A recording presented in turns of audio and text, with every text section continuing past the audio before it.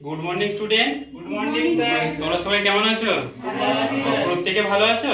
হ্যাঁ স্যার। আমিও বেশ ভালো আছি। আচ্ছা, আজ তো সোমবার তো নাকি? হ্যাঁ স্যার। হ্যাঁ, কারণ আজকে প্রার্থনা হলে আমাদের প্রধান শিক্ষক মহাশয় কি বলেছে বলুন তো? বলেছে যে আজকে তোমাদেরকে আয়রন এবং ফলিক অ্যাসিডের ট্যাবলেট দেওয়া হবে। সবাই কিন্তু মিড ডে মিলের খাবার খাওয়ার পর কিন্তু ট্যাবলেটগুলো খেয়ে নেবে। আজকে আমাদের স্বাস্থ্যমন্ত্রী কে আছে? ও অনুপ আছে। অনুপ, তুমি দেখে নেবে কিন্তু, হ্যাঁ, যে সবাই ট্যাবলেটগুলো পেয়েছে কিনা। আচ্ছা অনন্যা, হ্যাঁ স্যার। অনন্যা, তুমি একটু পড়া অমনোযোগী হচ্ছ নাকি? না স্যার। হচ্ছে না তো? আচ্ছা, তুমি বাড়ি থেকে আজকে কি খেয়ে এসছো গো? স্যার ভাত আর আর আলু সেদ্ধ। আলু ভাত আর আলু সেদ্ধ? বাহ। আর আর সঞ্জয়, ঘি। সঞ্জয় তুমি কি খেয়ে এসছো? আমিও স্যার ভাত আর ডাল আর আচ্ছা। ডিমের তরকারি। বাহ। আর আমাদের বিদ্যালয়ে কি হবে বলো তো? আজকে সোমবার, আজ তোমার সবজি দেওয়া হবে আর ডিম দেওয়া হবে, তাই তো?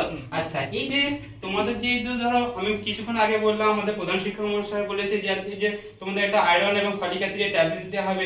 এটি কি জানো? এটা হচ্ছে তোমাদের স্বাস্থ্য এবং শরীর ভালো রাখার জন্য। এটা হচ্ছে আমাদের কেন্দ্র এবং রাজ্য সরকারের একটা যৌথ প্রচেষ্টা। ঠিক এই রকমই এই শরীর স্বাস্থ্য ঠিক রাখার মতনই তোমাদের আরো অনেক কিছু প্রকল্প তোমাদের জন্য গ্রহণ করা হয়েছে। যেমন কি শিক্ষামূলক অনেক কিছু কমিশন কমিটি, যেগুলো কি তোমাদের পড়াশোনার ক্ষেত্রে উন্নতির জন্য এগুলো কমিশনগুলো সুপারিশ করা হয়েছে।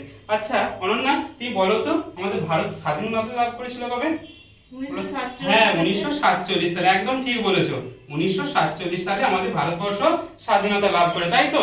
এই যে স্বাধীনতা লাভের আগেও, এই স্বাধীনতা লাভের আগেও তোমাদের শিক্ষা ব্যবস্থা দেখবে, শিক্ষা ব্যবস্থা উন্নতির জন্য কিছু কমিশন গঠন করা হয়েছিল। যেমন কি হান্টার কমিশন, ডিসপ্যাচ, ঠিক আছে, হার্ট কমিশন। তারপর দেখবে স্বাধীনতার পরেও কিছু কমিশন আমাদের গঠন হয়েছিল। যেমন কি Mudaliar commission, Radhakrishnan commission, Kothari commission. এগুলো কিন্তু কি তোমাদের শিক্ষা ব্যবস্থার উন্নতির জন্য, ঠিক আছে? আচ্ছা অনু, কি বলছো আজকে কি পড়বো? আচ্ছা, এই যে কিছুক্ষণ আগে অনন্য আমাকে বললো না যে আমি মুড়ি খেয়ে এসেছি, আলু ভাতে খেয়ে এসেছি, তাই তো? এই যে মুড়ি খেয়ে এসছো, এই মুড়িটা কোথা থেকে আসছে অনন্য, একটু তুমি ভেবে বলো তো। স্যার বলো। ভাত খেয়েছি। হ্যাঁ, ভাত খেয়েছি। ভাত খেয়ে এসছো? হ্যাঁ স্যার। আচ্ছা, তুমি তাই বলো, এই ভাতটা তুমি কোথা থেকে পাচ্ছ আমাকে একটু বলো তো। চাল থেকে স্যার। আর চাল থেকে ভাত পাই। হ্যাঁ, চাল থেকে ভাত পাও, তাই তো? হ্যাঁ। আচ্ছা, চালটা কোথায় পাওয়া যায়? ধান থেকে। হ্যাঁ, চালটা কোথায় পাওয়া যায়? ধান থেকে। ধান কোথা থেকে হয়? গাছ থেকে হয় তো নাকি? কারা ফসল ফলায় বলো আমাদের? কৃষকরা ফসল ফলায়, তাই তো? আচ্ছা সঞ্জীব, তোমার কি খেতে ভালো লাগে বলো? আমার স্যার বলো। মুড়ি খেতে ভালো লাগে। কি খেতে? মুড়ি। মুড়ি খেতে, তাই তো? তাহলে বলো মুড়ি কোথা থেকে পাওয়া যায়? স্যার মুড়ি চাল থেকে। চাল থেকে পাওয়া যায়, তাই তো?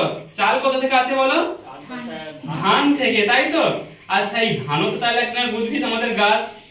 তাহলে আমরা দেখতে পাচ্ছি, দেখো আমরা কিন্তু এই যে মুড়ি ভাত এগুলো কি দেখো এক মানে পুরোপুরি কি বলতো, দেখো এই গাছ থেকে পাওয়া যাচ্ছে না, উদ্ভিদ থেকে পাওয়া যাচ্ছে।